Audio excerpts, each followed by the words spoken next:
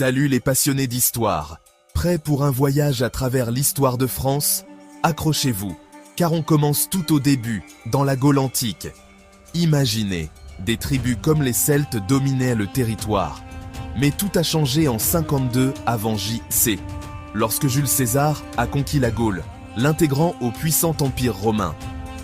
Avançons rapidement jusqu'à la chute de Rome.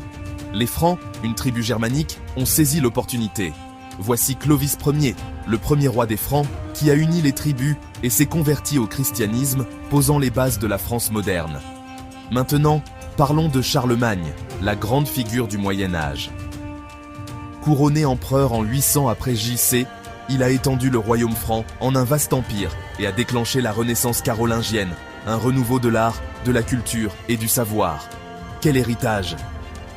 Sautons jusqu'à la guerre de Cent Ans, de 1337 à 1453. Ce conflit épique a opposé la France à l'Angleterre. Vous avez déjà entendu parler de Jeanne d'Arc? C'était la jeune paysanne intrépide qui a inversé le cours de la guerre pour la France. Son courage est légendaire. Prochain arrêt, la Révolution française en 1789.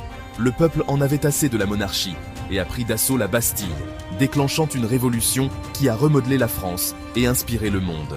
Liberté, égalité, fraternité, ça vous dit quelque chose? Un bond jusqu'au XXe siècle. La France a subi 2 guerres mondiales. Lors de la Première Guerre mondiale, les tranchées de Verdun sont devenues des symboles de la résistance française. La Seconde Guerre mondiale a vu l'occupation nazie, mais la résistance française a combattu avec acharnement, menant à la libération en 1944. Aujourd'hui, la France est un phare de la culture, de l'innovation et de l'histoire.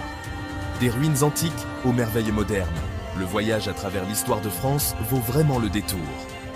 Merci de m'avoir accompagné et à la prochaine pour de nouvelles explorations. N'hésitez pas à liker et à vous abonner si ça vous a plu.